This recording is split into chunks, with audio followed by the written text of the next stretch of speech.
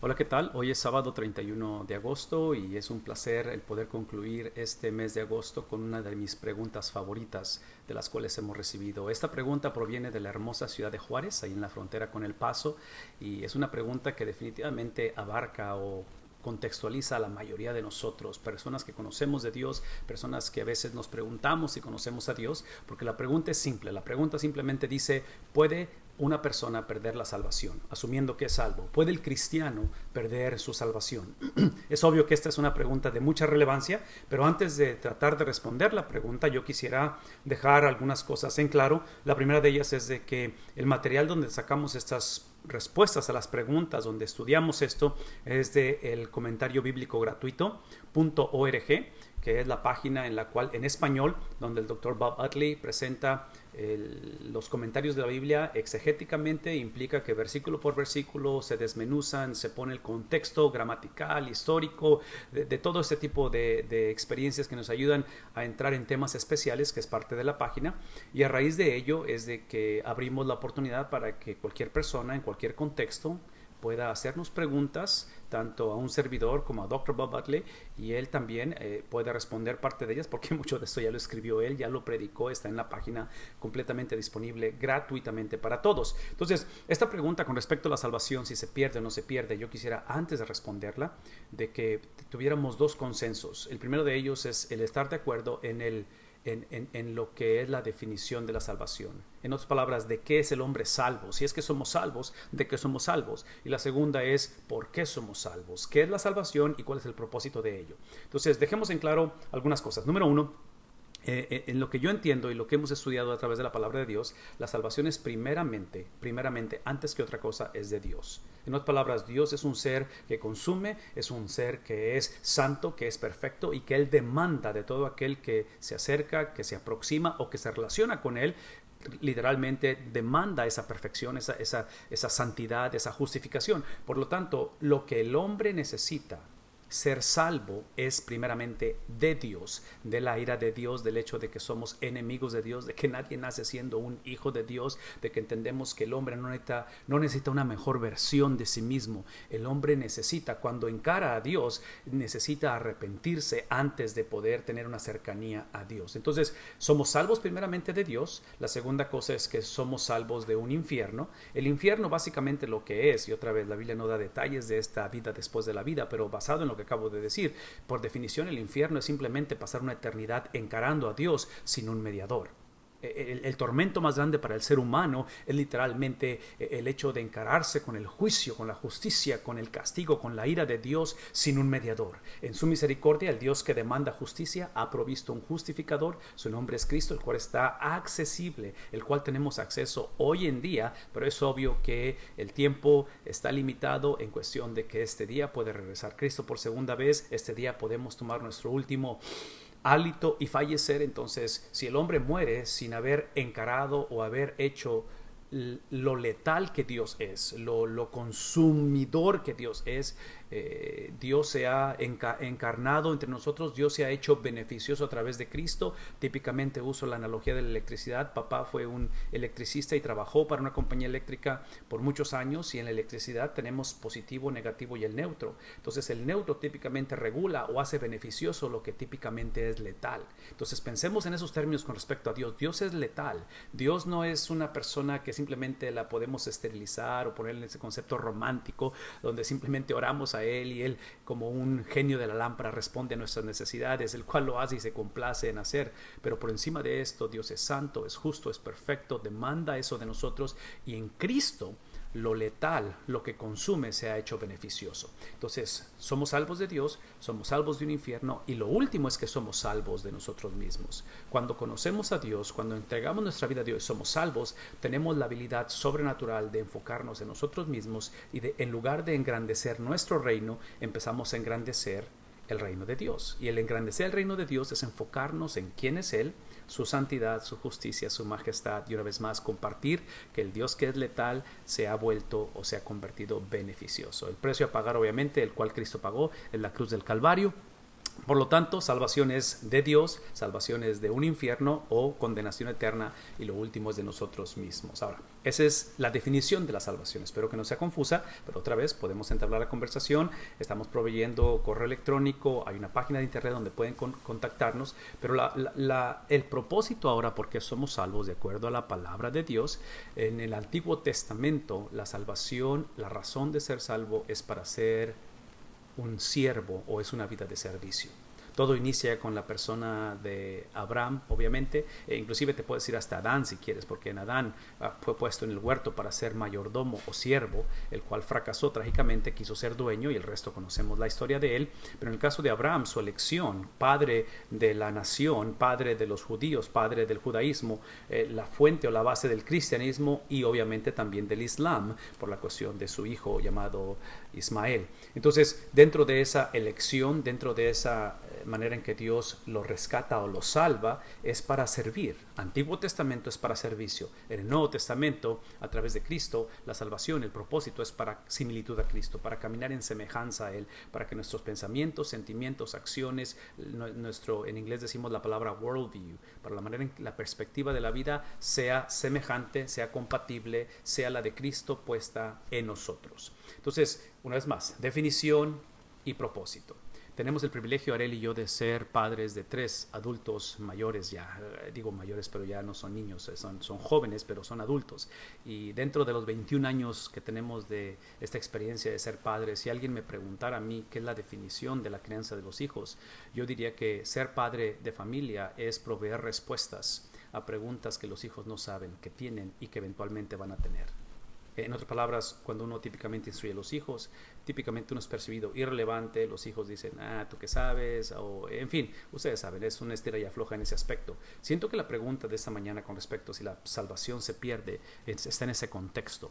En el contexto en el cual, al proveer la respuesta, siento que la respuesta a la pregunta está basada en algo que la persona o todos vamos a necesitar eventualmente. Y lo que necesitamos es precisamente la salvación de parte de Dios, ser salvos de Dios, del infierno, pero de nosotros mismos. Y menciono esto porque cuando la pregunta es si el hombre o el cristiano pierde la salvación, siento que se está enfocando en el tercero de los 3, en el último de los 3 de las cosas que somos salvos de.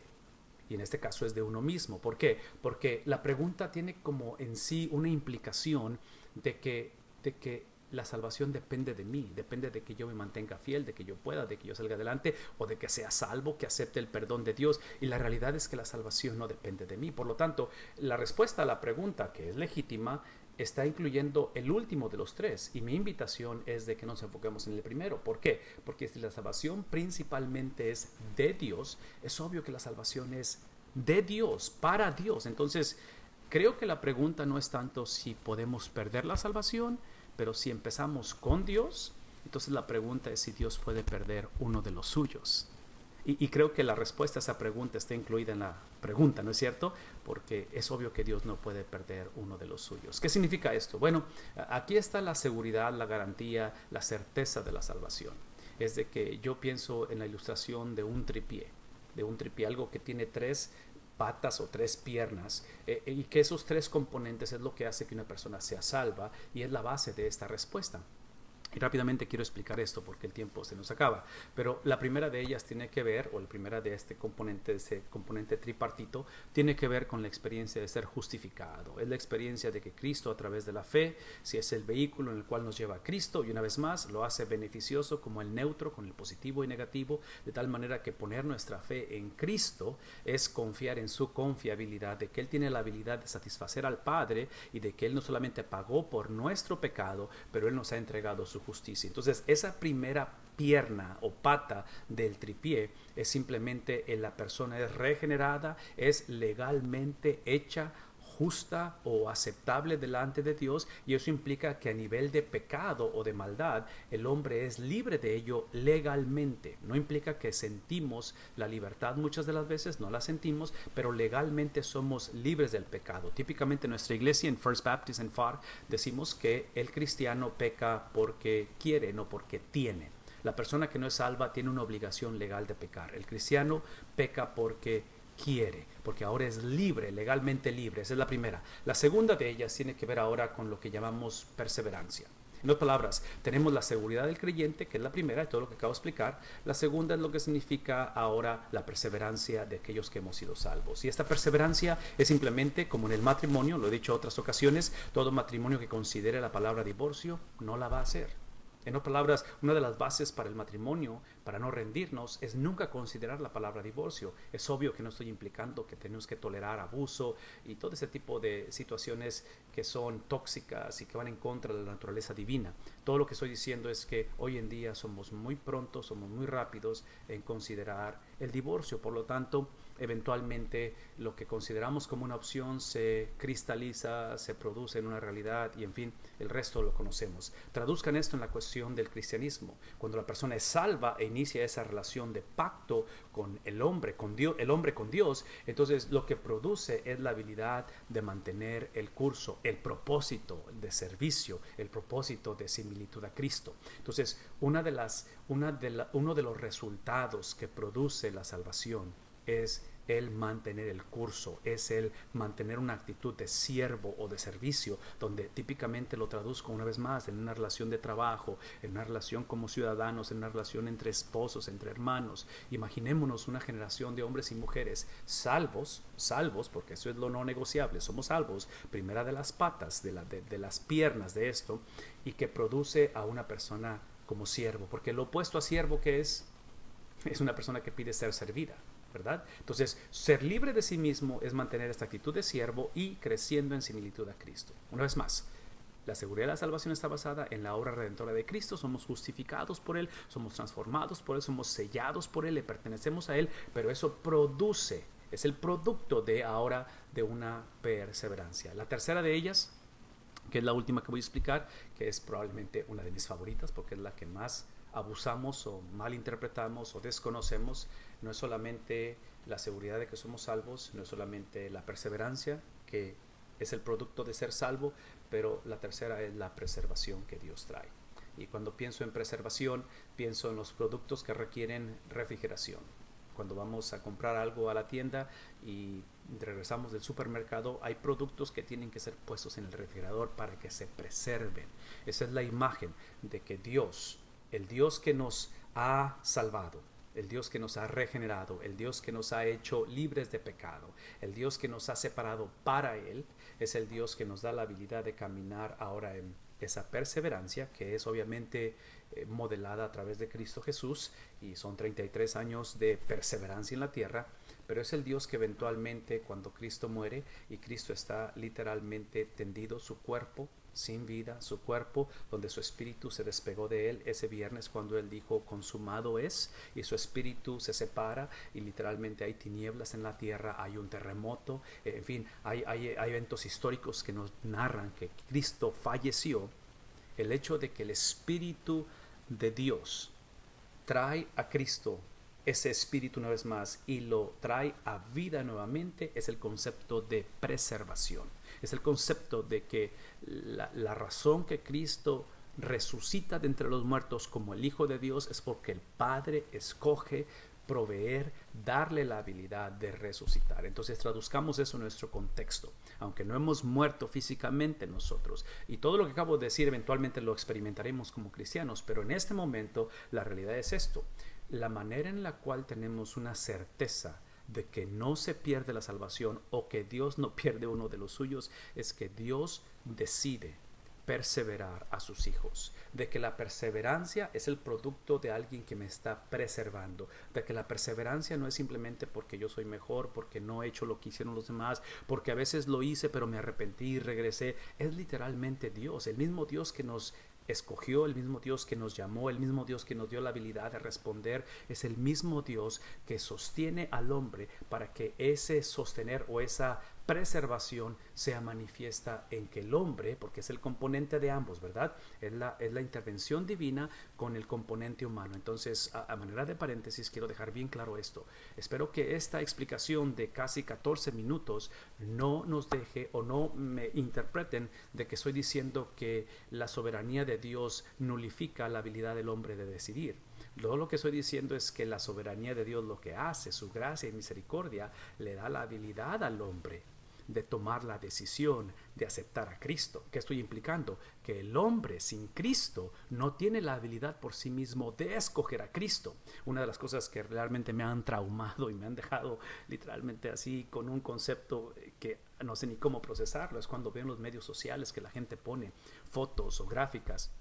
Una de ellas era de una persona que literalmente está saliendo del agua, implicando como un mar o un lago, y hay una escalera que desciende y él se toma de la escalera para subirse y básicamente dice ahí por ahí que si Cristo no me hubiera salvado yo estaría muerto en mi pecado o algo por el estilo, lo cual creo que sé lo que está diciendo esa gráfica, pero esta es la realidad. Esta gráfica casi está implicando, una vez más, porque somos salvos de Dios, somos salvos del infierno y de nosotros mismos. En este concepto de ser salvo de nosotros mismos implica que el hombre típicamente piensa que él puede acercarse a Dios, que el hombre a través de su experiencia, su conocimiento, a través de cambiar su conducta va a acercarse a Dios. El hombre no puede hacer eso. Otra de las gráficas que me causó bastante conflicto es la gráfica otra vez en el mar de un brazo que está saliendo y una mano que viene de afuera del agua y se encuentran y que lo está sacando del agua, lo cual una vez más no es bíblico eso, porque la imagen, si queremos ejemplificar esta cuestión de la salvación a la luz de algo con agua y una persona que se está ahogando, cosas por el estilo, la verdadera imagen es una persona ahogada, una persona que está al fondo del mar, sin habilidad de moverse o de respirar. Y en la misericordia el Señor produce vida en ello. Por eso voy a explicar eso una vez más. Cuando hablo de la voluntad, de la soberanía de Dios, del Dios del cual tenemos que ser salvos de Él y eventualmente somos salvos para Él, es el Dios en el cual nos da la habilidad a través de la fe, nos da la habilidad precisamente de responder en fe. Por lo tanto, la fe es un regalo de Dios. La fe no es algo que el hombre posee por sí mismo. La fe no es simplemente un sentimiento o un pensamiento que dice voy a creer en Dios. Toda persona que cree en Dios, toda persona que entiende el concepto de salvación es porque Dios le dio esa habilidad y le produce en él. No tanto que le quite su habilidad de decidir, el libre albedrío nunca lo perdemos porque fuimos creados a su imagen y semejanza, es simplemente que el libre albedrío sin Cristo tiende al pecado porque estamos muertos, pero en Cristo tenemos la habilidad de responder a Él ahora y poder decir sí a este tipo de experiencias. He sido un poquito no injusto y he mentido hasta cierta manera porque hay una cuarta pata, ya no es tripié, ahora es con 4 y esa cuarta tiene que ver con que hay una cosa que nosotros proveemos a la conversación, no solamente la justificación o la gracia que Dios nos da a través de Cristo, no solamente la perseverancia, que esta es la seguridad, la perseverancia de los santos o del cristiano y la preservación de Dios, pero la cuarta es exactamente lo que yo y tú proveemos en la salvación y es sola y exclusivamente nuestro pecado. Es todo lo que podemos traer. Nuestra rebelión, la rebelión que heredamos de Adán y la que producimos por nosotros mismos, porque es una combinación de ambas. Así es que yo espero que esto haya de alguna manera ayudado, respondido a la pregunta. Si por alguna razón confundí más la pregunta, espero que se comuniquen con nosotros, que podamos dialogar y esperando que este fin de semana, especialmente mañana, cuando nos reunimos para alabar a Dios, pueda ser una experiencia en la cual reconozcamos que el Dios que nos ha salvado es el Dios que nos llama a perseverar y es el Dios que en su misericordia continúa preservándonos. Que el Señor les bendiga.